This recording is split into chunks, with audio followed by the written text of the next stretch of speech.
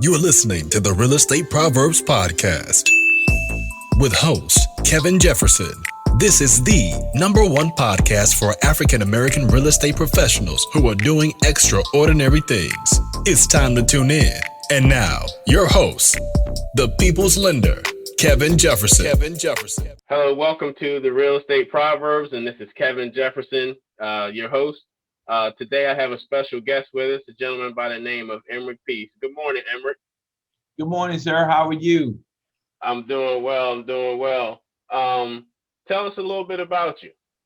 Well, I am a real estate professional in the Maryland, D.C. area, actually Prince George's County. I am the operating partner in Keller Williams Preferred Properties, which is the largest that I know of and I've ever heard of real estate brokerage, black-owned real estate brokerage in the country. We are, bar none, one of the largest single office real estate companies in the country. We have over 560 agents under one brokerage. And Swanepoel, 1,000 out of 80,000 brokerages in the country. We are ranked number 463 in the Keller Williams system. Out of 820 brokerages, we're ranked number 36, and that's of all brokerages. It doesn't matter where you come from. That we put up really strong numbers, and we do that because of the culture that we have behind our company. I am also a mega agent. I have a perennial $20 million per year team that I also run, which is called the Peace Team. Wow, that's amazing. We've got plenty to talk about and plenty to unpack. Yes, so tell me a little bit about your background in terms of how you even got into real estate. Well, I'm a retired United States Air Force, 6-time decorated airman. And what happened is I was in the military and I came to the Washington, D.C. metropolitan area, and I wanted to buy a home, and I bought a home, and I thought my real estate agent was pretty good until I got to my second deal. I was about to buy a second house, and I didn't know any better on the first house, so whatever I got, as long as I got what I was looking for, it was great. However, when it came to the second deal, what I understood was my agent just wasn't that good. My agent didn't really treat me as well as they could have. And it was frustrating. And so I got out of that deal. But during this whole time, I was helping other people buy houses. I was helping other military members buy houses. And so what I began to understand, I was like, if this person can make this amount of money giving poor services, what would happen if I just gave phenomenal services? What would that business look like? And that's when I decided to get my real estate license, because I was helping other people buy houses anyway. Somebody else was getting a commission, and the real estate agents that were in the marketplace, they just weren't really that good. And so for me, it was about providing a high level of service to people, because I believe they deserved it, and it was an opportunity to have another stream of income. Wow. So while you were still in the military, you were an agent as well. For 11 years and 8 months, I would work mid-shift, right? I'd be on mid-shift and I would work 11 to 7. I would get up at 7 o'clock in the morning, take a nap, be in the real estate office by 11, 12 o'clock, sell real estate until like 6:30, go to my kids' basketball games, soccer practice, whatever they had, then go back home, take a nap for 2 more hours, get back up and go back to duty. I did that for 11 years and 8 months in some way, shape, or form. So that was majority of your military career, and wow, yeah. That's huge. So give me an idea of how you've been able to get this level of success. Your first couple of years, how was it getting into the business? Like, how were you able to gain traction? Well, the key was that I had a niche market, and my niche market was military people, my friends, people who knew me well. People who know, like, and love you will do business with you all day long. And so for me, that's what I really focused on, was the people that I knew, which was a great source because they all had great employment. They had VA benefits. they had the ability to buy a house. It was just someone sitting down to explain to them what the possibilities were and being able to give them the service that they required in order to feel good about purchasing. And so for me, it was a niche market and my sphere of influence, which anything you listen to, they'll tell you, go to your sphere of influence. That's the best source of business. And that's what I did for 11 years and 8 months. I went to my sphere of people, and that fueled my business. Got it. So, so while you're full time in the military, evidently you're full time real estate professional. Um, Yeah, absolutely. and no digs, but I'm pretty sure at that point you were probably doing more work in the real estate side than the military, because real estate can encumber your whole life. No, I wasn't. I'm not even gonna tell that lie. I wasn't doing more work in real estate, because I had a real job in the military. I was an aircraft maintenance person, so Oh, okay. I had to be there every day. So that it wasn't very difficult, but however, it wasn't a cakewalk. But what happened is I had to structure my life and I had to structure my business so that it could work around my life, which was the military. And that's one of the big things that we missed was that conversation about time blocking. The task will expand to the time allowed, right? And so I had to be extremely purposeful when I was working in my real estate business, because I knew I only had a certain amount of time. So I didn't have a whole bunch of time to waste. I didn't have a bunch of time to chit chat like you do in real estate offices. I didn't have a lot of time to just talk to folks and clown around. I had to get in, get it, be focused, be on this time schedule, because I knew I had a limited amount of time. And that's what has helped me so much in my business, is because I've been able to maximize the time allowed to do the task. Gotcha. So, military background and being in real estate, what you're saying is that systematizing your business early has helped you be able to scale to the point you are now. Oh, huge. That was huge, because it's like anything else. If you fundamentally rooted in what you do, no matter what happens, you will not stray from the fundamentals, but so far. And I think that's one of the lost art and lost skill that we have, particularly in today, because everybody's so focused on making money, right? And when you focus on making money, and I'm gonna call it this, I'm gonna say people chase money, right? And you chase money and you chase money, you chase money. Well, this is what I've always said about that. You can only chase something that's running away from you. Right? So if you chasing money, you always be chasing money because it's always running from you. How about you design a system? How about you design a mechanism of doing business where you attract business, right? And anytime you're attracting something, it takes less effort to capture it. When you're chasing money, it takes you more money, more effort to run after money than it does to actually do the work. Attract it to you. Gotcha. You attract it to you. You attract the business to you instead of you chasing the business. Gotcha. Again, just remember, you can only chase something that's running from you. Right. Only chase something that's running from you. As they say nowadays, bars. Okay, you call it whatever you want. It's chasing. Jason. Gotcha. So, we're 11 years in, and I guess at that point you decided to retire from the military. At what point did you join KW? Well, it really wasn't about KW. Let me make that clear. And then don't get me wrong, the Keller Williams world is a beautiful world. It's a wonderful world, but it wasn't about KW. What it was about for me is that my time in the military, it helped me to establish some really deep, strong, meaningful relationships, and it also brought a certain amount of self-awareness to me. And what I understood that in my marketplace, I thought that the people in the Black community were undervalued. Let me make this clear. Now, the reason why I say I thought that we were undervalued, because I would go to predominantly white neighborhoods, i.e., if you're familiar with there, Northern Virginia, Montgomery County, and in places where people had means or more means than some other people had, and a lot of times the same means.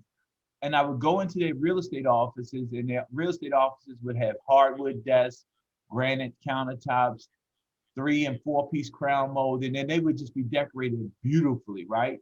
And then the same brokerage would be in Prince George's County, and they would have like laminate surfaces, 1 piece crown and chair, and you would see a visible difference in the way that they treated those offices and the way that they treated offices in Prince George's County, which Prince George's County happens to be predominantly Black.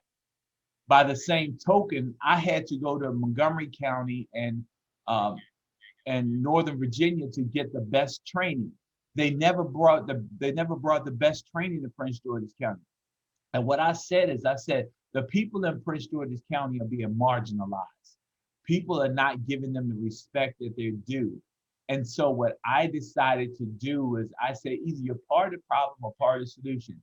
And so I said, I want to open up a brokerage. I want to open up a brokerage in Prince George's County that respects the people in Prince George's County, that respects the agents in Prince George's County, that's going to give them a physical edifice, a physical place to work where they walk in the door and they feel appreciated and they feel loved.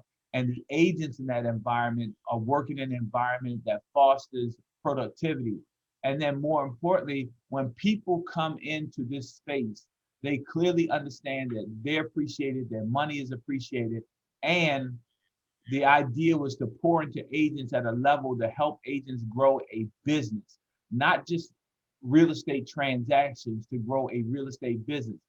And so what happened is I had to find a model. I knew that there was no need for me to recreate the wheel.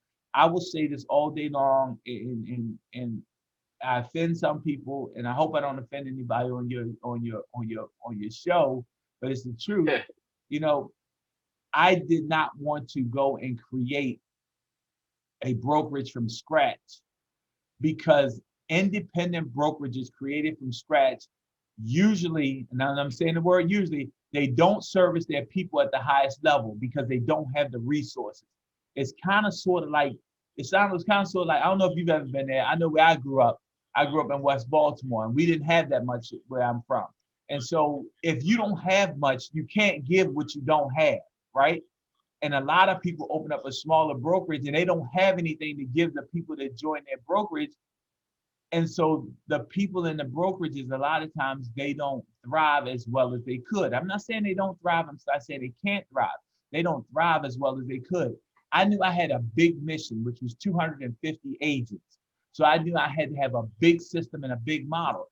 And what we did is I had a professional due diligence done on all of the other brokerages. Now I'm gonna say names, it doesn't matter. Central 21, Remax, Coldwell Banker, Realty Executives.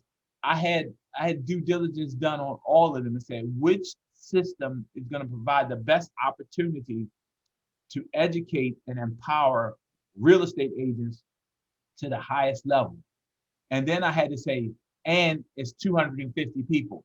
When I did that due diligence, it came out to be Keller Williams, and that's just what it was. And so that's the reason why I'm at Keller Williams, because they had the best system based on all of the research to help people grow their real estate transactions into a real estate business. And again, my objective and my primary focus was that I wanted to help Black people to grow their real estate transactions into a real estate business. And I wanted to do it at a high level. And 250 people, that was my target. And so that's how I ended up in 2004 opening up the Keller Williams franchise. Wow, that's awesome. So what, were you the first African American OP? No. I was not the first. There was a couple of others, and it's still only a couple of others. Let me make that clear. And so it was like, I knew like maybe two, I think it was like two, maybe three. But that didn't bother me. That wasn't that wasn't my conversation. My conversation was, how is Emerick Peace gonna establish a brokerage that's gonna support his community and be local and hyper local to make sure that I'm able to make a difference in Prince George's County, to make sure that we as a brokerage are able to make a difference in Prince George's County.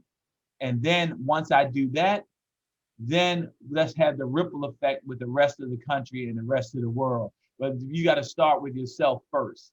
And you got to prove that you're valid in any system first before you can go out and touch other people. Because if you're not valid, then, and we find this a lot in business and real estate, people go out and they try to do all these different things and they're never as successful as they could be. And they're really never successful as they could be because they're not valid in their own space. It's kind of sort of like going to a brain doctor, and the brain doctor has no testimonials, no credibility. And then he said, well, Kevin, I want to do brain surgery on you. Your first question is, who the hell else have you done brain surgery on before you start with me? And he said, well, I had 5 brain surgeries and 4 of the people died on the operating table. What? You going to get brain surgery, Kevin? No, sir. Absolutely not. So you got to be credible in the space that you're working in first, and then you can have the highest amount of impact anywhere you go. And that's what I focused on. It didn't matter to me that the company was 99% black. I was sometimes the only black OP in the room. That didn't matter to me because they don't dictate. Nobody dictates my success. I'm in control of my shit, right? And then I have to apply myself to the highest level to make sure that I can combat anything that comes my way. And by the way, and I keep saying I'm only saying I because it's me talking. It's not really an I, it's about my team. It's about the people who work around me. It's about my business partners. It's about the agents. We work collectively as a group. So if I say I'm only saying I because I am the one talking, not that I did it by myself. Let me make that clear for you. Gotcha. So how were you able to create credibility in your marketplace? My first thing was to assemble the right people around me. That's the first thing, right? Because me as an individual, I already had credibility because I told you I was in the military selling real estate, and the people in the real estate community didn't even know I was in the military. They didn't know I was active duty. I was always a top performing agent. As a matter of fact, I'm one of only 73 agents in the Prince George's County Association of Realtors Hall of Fame. So I'm a Hall of Fame agent, and most of my work to get to that Hall of Fame status was while I was dual careered in the military. And so first I had to establish the credibility in my marketplace. That number one, I did good business. Number one, when I say good business, I mean good relationship business with other agents. Number two, I was productive in my business. And number three, people knew and understood and they could respect me to say that Emerick is a great guy. He does great business. And if you're associated with Emerick, something special is going to happen. That was the first thing. The second thing is when we opened up the brokerage, what I had to make sure that people understood that we were authentic. We were genuine. The culture of our company is beyond reproach. The people in our company are going to do great business and they're going to come to the table and they're going to represent themselves well. The 2A part of that is that the people in Emerick's company and the people who represent themselves with Emerick in that group, they dress well, they present well, right? And then that's the part that we missed. We missed the part where we have to look the part that we're interviewing for.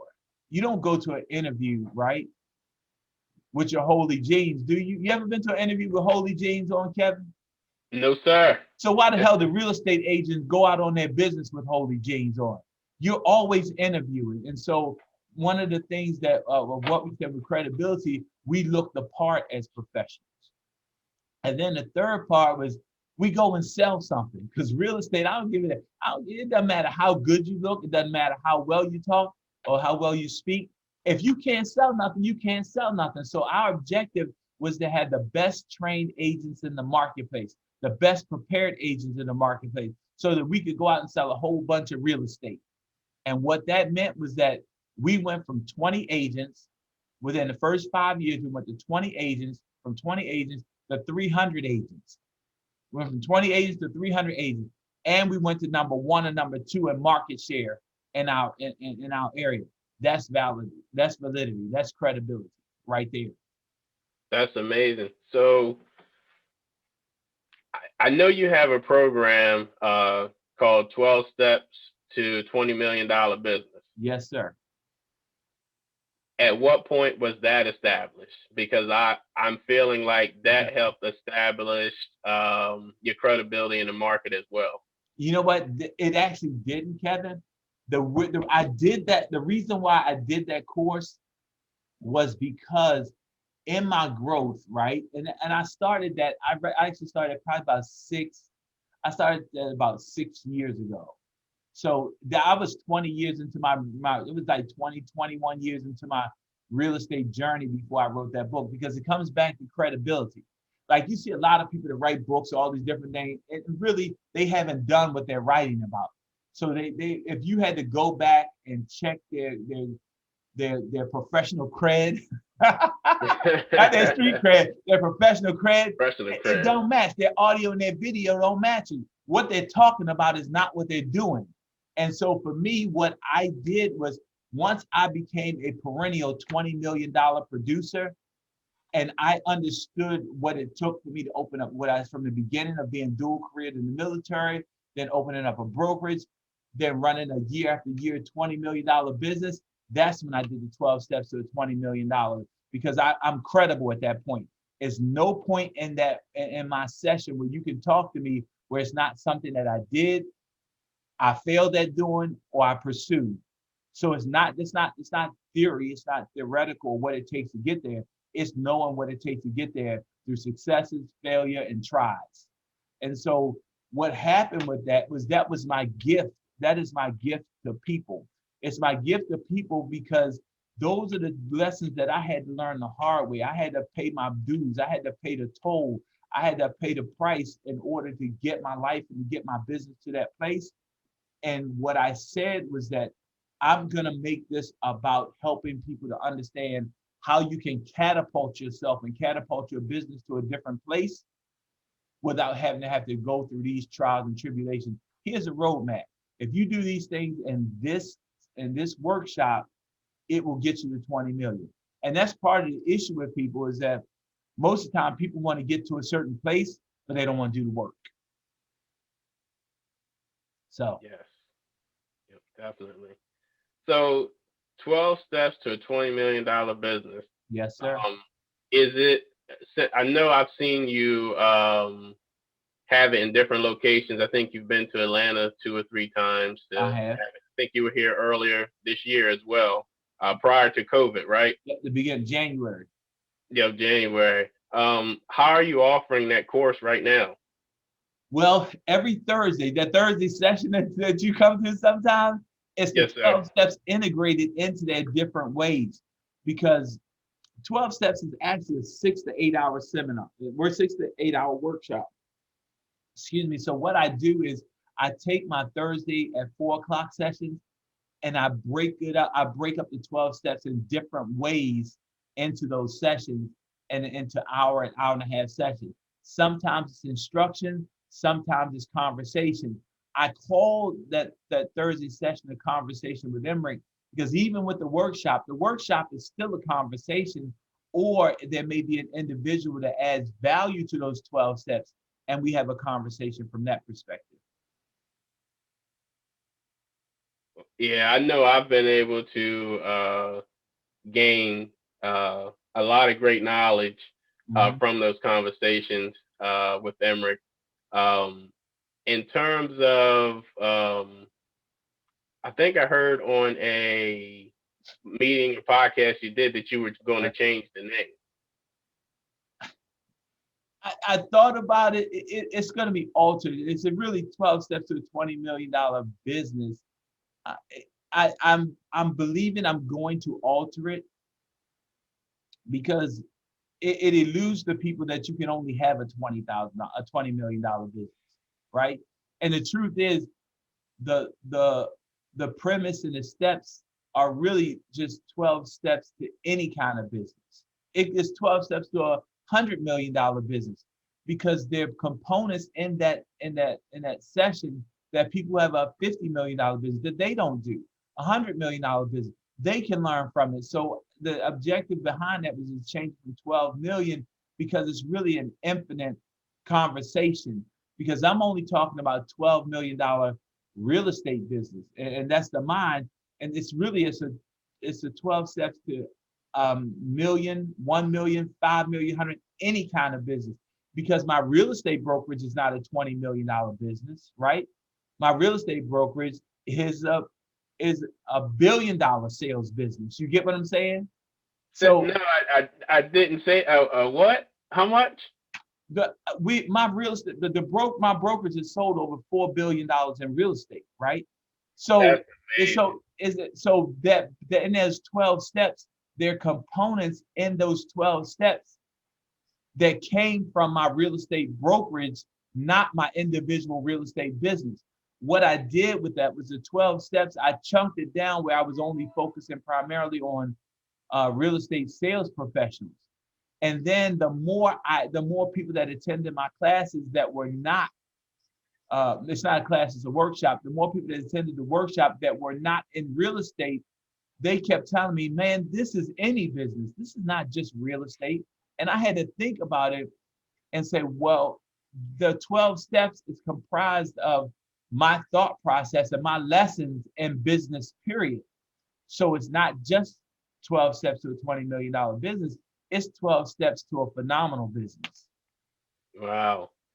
So how can we find get more information on the 12 steps to a $20 million business? You know, Kevin, that's a great question because my coaches are pushing me to a different place. And what they're saying to me is that, Emerick, you are not promoting yourself or this workshop the best way. And so you asking me that question, I can't tell you how to get there right now. You know why? Because I don't have a mechanism. That's the part about coaching, and this is something totally different. That's the part about coaching that's phenomenal, because coaches will help you to self-discover some things that you already know that you're not doing. And I already know I should be promoting it other places, and I'm not. And my coaches are pushing me. And so what I'm going to say to you and to the public, by December, I will have a mechanism to promote 12 steps to a $20 million business so anybody can pick it up and have access to it.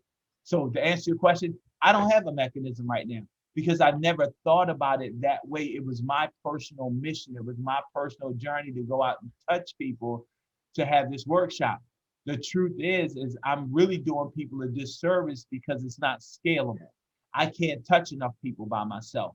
So I have to figure out something different to be able to touch more people with this material, because I've gotten so many phone calls. I get popcorn and sodas. I get bow ties. I get all kinds of gifts from people who've been blessed by my class, by my sessions. And if I had to be real transparent with you, at a certain point right now, I'm really cheating people. The reason why I say I'm cheating people because I'm not giving enough people enough access to be able to have that information that could change their life. And so wow. I know it's a long answer, but it's real. It's real. And I'm in therapy like everybody else. I'm being coached to get out of my own way. And that's one thing I can say to folks. We got to learn how to get out of our own way. And right now, I'm in my own way and I understand it and I'm being pushed. And I'm just telling you this right now. I think of every time I talk to people, it's therapy. Like you think you're helping other people, but really you're helping yourself a lot of times. And what has just happened, and the trigger just happened when you asked me that question, how can people get that information? You know what I said back? I said, hell, I don't know, because I don't have a way of getting it to them. And then you just made it real. You just brought it to reality to me, to all the stuff that my coach has been telling me. I need to listen to the people that I'm paying to give me good advice and do what the hell they tell me to do. Right. That's key. I know a ton of people that could use it or would be interested in it. I would be interested in learning those principles as well, because we're always, as business owners, and that's what we are, as business owners. Absolutely. We always need to be able to see how we can grow. I go to, real estate events. Even though I'm a lender, I go to things for realtors because I always can convert it into the lending side as opposed to the real estate agent side. Mm-hmm. I've been to investor events, not just to learn about investing, but also to see some of the tactics and techniques they use to gain business, and for me to do the same thing. Because at the end of the day, we're all salespeople and we're all trying to get gain more business. So if we can implement something we've learned from one of those events, that helps us in our business, it's more than one way to skin a cat. Exactly. Exactly. And I say that, I say that same thing. I say the question is, do you skin it from the neck down or the tail up? It depends on, it depends on what's your skill and what's your technique. At the end of the day, the objective is to get to your goal. And when you said something that's key. You said, I attend these events. And that's one of the challenges with us is we don't attend enough events. And we say, well, that's not relevant to me. And I would challenge anybody to say, if you're in a business and you go to a business event, it doesn't matter if the topic is specifically relevant to you. The question is there going to be a principle, a tool, or technique that is taught at that session that you can apply to your business to help your business grow? Then wrap your brain around this, to help your business grow by 1 degree. And the problem with us is we're looking for the magic pill. We're looking for 30 degrees, 40 degrees. The truth is, if you can change the direction of your business by 1 degree over the course of 365 days, right, is a 365 degree change in your business. Wow. You get it? So it's gradually, then suddenly. So many times that we're looking for the sudden change that we ignore the gradual. Nobody goes broke in 1 day typically. They go broke. 1 million people, that's a lottery winner. They don't go broke in 1 day. They win $1 million, then they go buy a new house, they go buy a new car, then they treat all their friends and family, and then they start maintaining a lifestyle that they can't sustain because $1 million really is not a lot of money. And then at the end of a year, when all of the fees and taxes come due, they can't pay them, then they're broke. They didn't go broke in 1 day. They went broke over the course of 365 days, which is gradually. Then when everything became due, it was sudden. Boom, they're done. Your business is the same way. Apply things to your business gradually, then suddenly you will explode, right? Nobody becomes this phenomenal person in 1 day. It's the work that people put in behind the scenes that people don't pay attention to, and it's the little thing. And then 1 day they show up, and then they're this phenomenal star. And the person I use as my example is Bruno Mars, right? I don't know where he is this year, but 4 years ago, he just 5-6 years ago, he just showed up, right? He showed up. People said, "Damn, where this guy come from?" What they didn't know was that dude was on the strip in Hawaii for 10 years doing corner-to-corner concerts. Nobody ever paid attention to him. And then he had this hit and he showed up as a big star. And people say, "Oh, he's an overnight success." No, that dude was on the corner for 10 years in Hawaii playing songs. So it's gradually, then suddenly. And that's what we got to take a look at. So I'm a new agent, right? Okay. And I'm looking to get into real estate, and I have no clue what to do. I've seen HGTV, and they make it look easy. What Absolutely. would be one of the first steps I would do as an agent to get my business in a position where I run it as a business and not a hobby? Get your database together. You should even think about selling real estate until you get your database together. You get a recording of all of your friends, family, everybody you know. You get their names. You write their name down. You make sure you have their phone numbers. You make sure they have their email address. And lastly, you make sure you have their physical address. And you compile a database. Because remember, people do business with people who they know, like, and love. So you already got that licked with your sphere of influence, right? And all the people that you know. Get your mama's database, get your daddy's database, get your sister's database, get your brother's database, because now you get some third-party validation from other people. You take that database and you start calling that database first. It's low-hanging fruit, easy successes. That's low-hanging fruit right there. And All then right. So I've got. if you don't have a family database, then every day that you leave out, you find 15 people to go talk to about real estate every day. So okay. So I've got my database together, Mm-hmm. and I'm calling my database. Yeah. What's the next step? How should I be marketing besides calling database? You know what? If you could, marketing is tricky. Marketing is really passive. The issue with marketing is a lot of us don't know how to do marketing, and then we make an attempt to have some type of marketing campaign, and it's a passive activity. So you're putting something out to the world, right? And you're expecting them to come back to you to want to talk to you about real estate. The question becomes, in marketing, does the piece that you're putting on in marketing have an emotional connection with people to force them to have an elicited response to call you? Because marketing is all passive.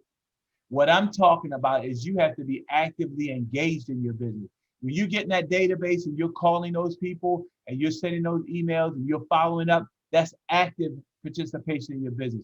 When you're going out and you're meeting 12 to 15 people a day and introducing yourself to them to talk about real estate, that is active engagement. That you're going out and you're being proactive about your business. Marketing is great, but just be clear. Marketing is a passive activity around your business. And so I would tell anybody, take a proactive approach to your business, take an active approach to your prospecting, take an active approach to procuring clients, and you will have the highest level of results. Gotcha. So that's so actively marketing, and pretty much with your marketing, you need a call to action. Oh yeah, you have to have a call to action. But see, here's the challenge with that. Your marketing piece has to be so emotionally stirring that it forces people or causes people to respond to the call to action. If it's not emotional and compelling to get them to respond, then you just put a whole bunch of paper out and just littered up the world and killed a whole bunch of trees to make that happen. And if you're on Facebook, you just wasted up a whole bunch of kilobits of information, and you just like the rest of the invalid, non-functional people who post a whole bunch of junk on Facebook or Twitter or Instagram. What's the emotional connection, right? What is your hook?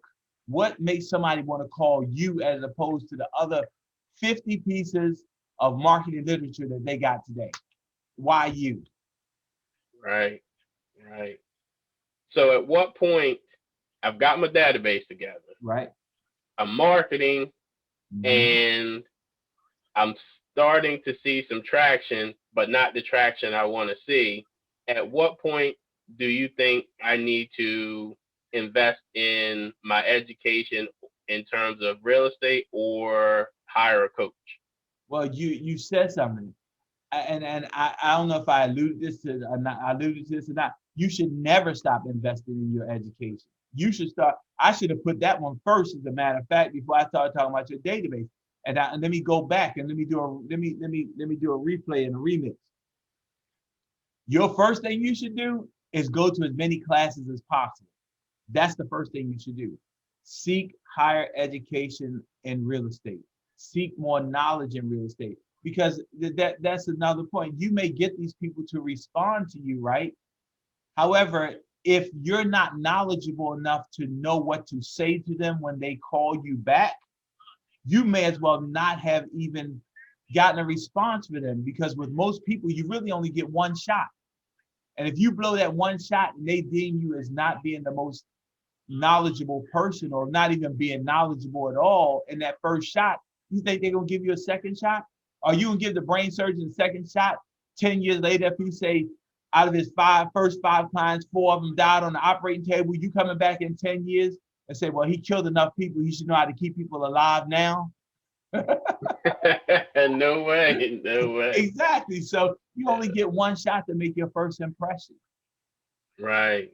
So definitely, the higher education, creating my database, and marketing, having a compelling story for my marketing. Right. And you said something about coaching, right? Yeah.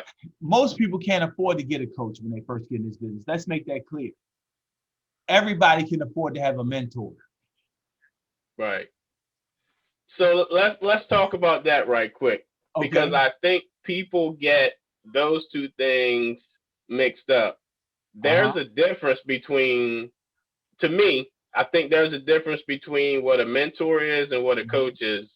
Um, to you, what's a mentor? A mentor is a person who you look up to. A mentor is a person who can help give you some advice. A mentor is a mentor doesn't even physically have to be in your space. You can have a mentor from afar, right? And a mentor really has no obligation to help you get better. So they're used as a measuring stick, as a guideline, as a sounding board, perhaps, as an inspiration to get you to move to a different level. Coach is different. A coach has an obligation to you. The coach's obligation is to make sure that they help you become a better person, a better professional, a better real estate, in this case, a better real estate professional. The coach is obligated to hold you accountable. The coach is obligated to help you to self-discover the hidden blocks that you may have in your life and in your business that's keeping you from going to the next level of success. So the difference between a coach and a mentor, the coach has an obligation to help you get better, right? The mentor may have a commitment to help you get better. So it's one different to have a commitment and an obligation. Gotcha. So you need both. Absolutely. Yeah, Yep. absolutely. You got to have both because they serve two different functions in your life. Gotcha. Well, Emerick, this has been amazing, amazing interview. I definitely want to have you back at some point. Let's do it. And when things clear up, I would like to have you here in Atlanta doing the 12 steps to a $20 million business. Let's do it. Um, we're gonna get together, and I'm gonna see if I can give you some input on how to get that message out, because it's well needed by tons of agents. I believe that I don't know the statistic, but since COVID has happened here in 2020, the influx of real estate agents has increased because people have had time Right. to take the Go get the class. license. Yeah. And Yep. I'm up for that. I'm always on a mission to help educate people to a different level and help people to grow their life and grow their business. And I have a commitment. I have a personal commitment of what I'm looking to do. What I'm looking to do, Kevin, I'm looking to help 1,000 people figure out how to make $300,000 a year consistently. And so let me tell you why that $300,000 is so important for me. It's important for me because if you earn $300,000 a year and you are any kind of entrepreneur or business person, of that $300,000 a year between business expenses and taxes, that's going to be about $120,000 total, correct? Correct. So you have $120,000 of business expenses. So going to your bottom line, you have $180,000.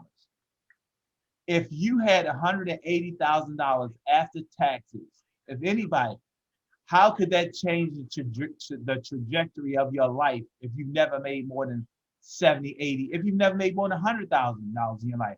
If you had $180,000 in your bank account to say you got to pay your mortgage, you got to pay your insurance, you got to live off of this, right? Right. How does that change the trajectory of your life? It changes where you live. It changes where your children go to school. It changes the way that your family socializes, right?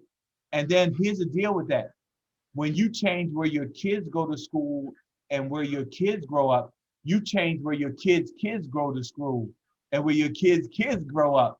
And then it just travels down the line. Because when you grow up in the hood, right?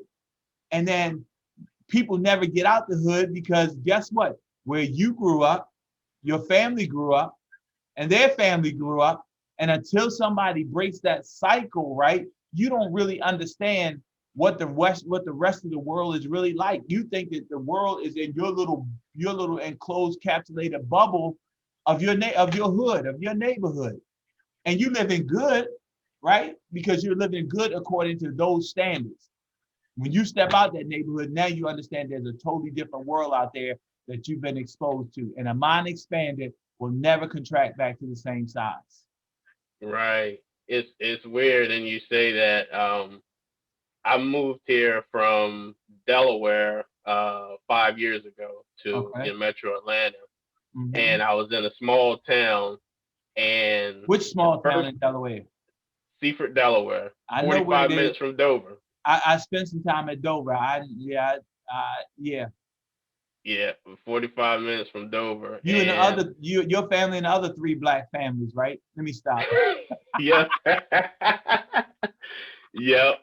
And it was just perspective. I was in Seaford all my life, other than when I went to Delaware State up in Dover for college.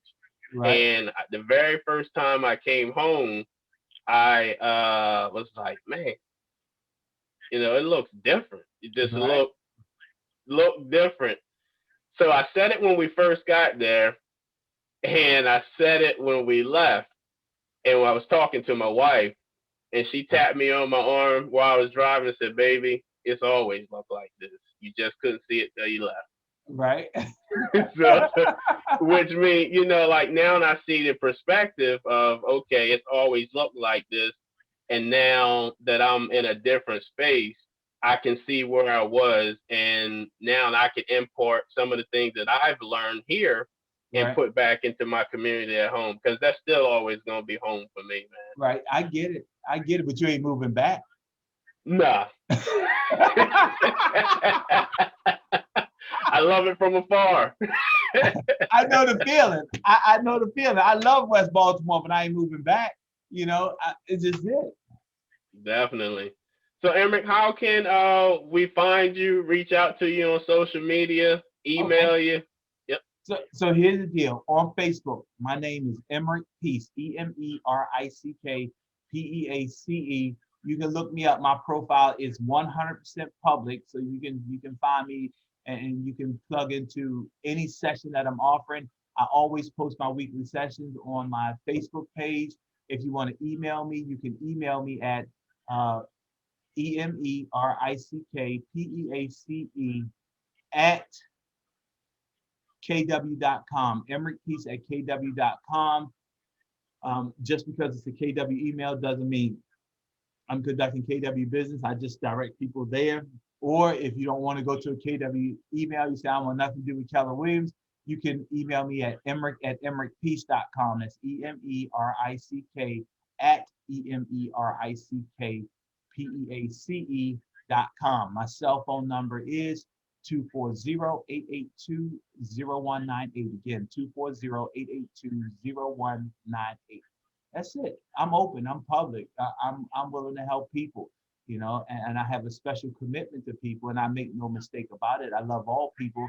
I just love Black people a little bit more because I've been Black for 55 years, and I understand the extreme struggle that we've been through, and I have a commitment to help other people not have the struggles that I've had. And I'm open. It doesn't matter. I'm not specific to any race, gender, or anything like that. I just have a different commitment to people that look like me because I know we have an extra special struggle, and I'm just an open book, period. Awesome, man. Well, I appreciate your time. I thank you, and I look forward to definitely offering that course with you. Yes, sir. And any other way we can partner, man. You have a good one. Let's do it. All right. All right. Thank you, Kevin.